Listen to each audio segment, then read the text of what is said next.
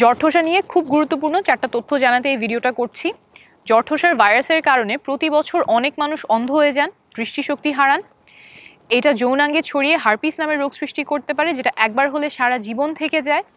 আবার বয়স হলে যে রোগের কারণে স্মৃতিশক্তি লোপ পায়, অলজাইমার্স রোগ, সেই রোগের সাথে এই ভাইরাসের সম্পর্ক পাওয়া গেছে। এই জঠোসা যে এত বড় ক্ষতির কারণ হতে পারে সেটা আমরা জানি না বলে এটাকে সাধারণত হেলাফেলা করি।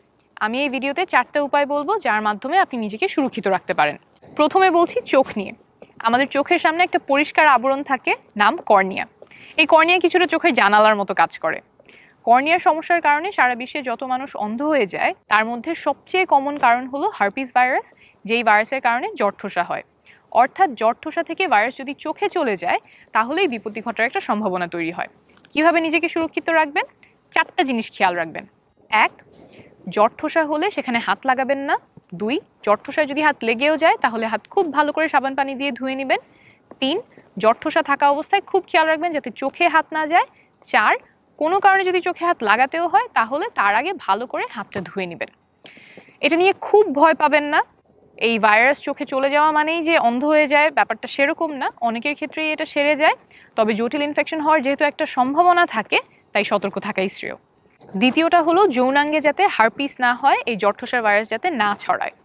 এটা প্রতিরোধের উপায় হলো জঠোসা সম্পূর্ণ সেরে যাওয়ার আগ পর্যন্ত সঙ্গীর গোপনাঙ্গের কাছে বা যৌনাঙ্গের কাছে মুখ না নেয়া।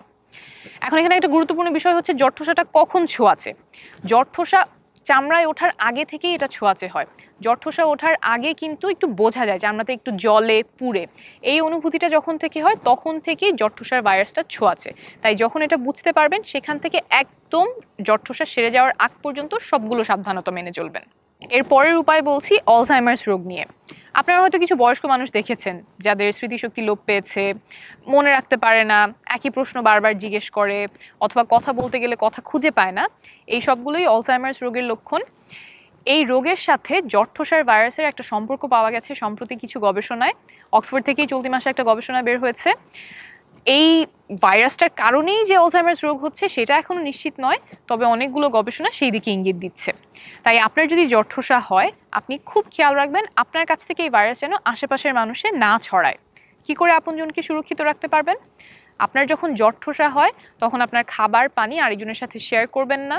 জঠোসায় লাগে এমন জিনিসপত্র যেমন চামচ, তোয়ালে, রেজার, লিপস্টিক, লিপ জেল, এগুলো আলাদা রাখবেন যাতে আরেকজন ব্যবহার না করে।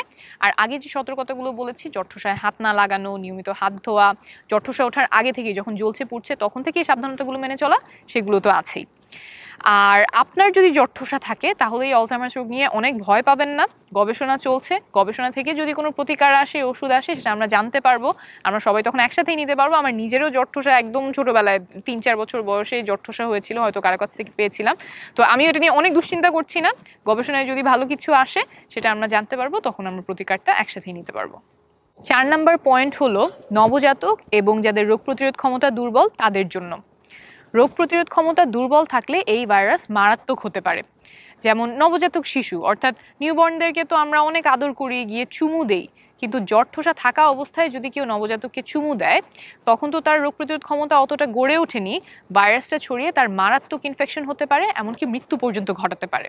তাই আপনার যদি জঠোসা থাকে তাহলে আপনার আশেপাশে যাদের রোগ প্রতিরোধ ক্ষমতা দুর্বল, যেমন নবজাতক শিশু, গর্ভবতী নারী, ডায়াবেটিস আছে এমন রোগী, কেমোথেরাপি পাচ্ছে এমন ক্যান্সারের রোগী, বা অন্য যে কোনো কারণে যদি কারো রোগ প্রতিরোধ ক্ষমতা দুর্বল থাকে তাদের পাশে খুব সাবধান থাকবেন, তাদের মাঝে যাতে এই ভাইরাস না ছড়ায়।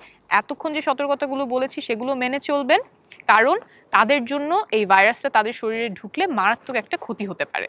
আচ্ছা, এখন বলি জ্বরের সাথে জঠোসার সম্পর্ক কি? এই দুটা কি একই জিনিস? না, জঠোসা আর জ্বর দুইটা সম্পূর্ণ আলাদা জিনিস। জ্বর অনেক কারণে হতে পারে, জঠোসা হয় একটা নির্দিষ্ট ভাইরাসের কারণে, নাম হার্পিস সিমপ্লেক্স ভাইরাস। এই ভাইরাস যদি একবার শরীরে ঢোকে এটা সারা জীবন থেকে যায়, এই জন্য বারবার জঠোসা হয়। সাধারণত ভাইরাসটা চুপ করে বসে থাকে, তেমন ঝামেলা করে না, কিন্তু কিছু কিছু ক্ষেত্রে জেগে ওঠে, জঠোসা তৈরি করে। কখন কখন এই ভাইরাসটা জেগে ওঠে? যদি আমাদের রোগ প্রতিরোধ ক্ষমতা দুর্বল হয়ে যায়, যেমন ঠান্ডা লাগলো বা জ্বর আসলো, তখন এই ভাইরাসটা জেগে উঠে জঠোসা তৈরি করতে পারে। এটা দেখেই হয়তো বুদ্ধিমান কেউ এটার নাম দিয়েছিল জঠোসা।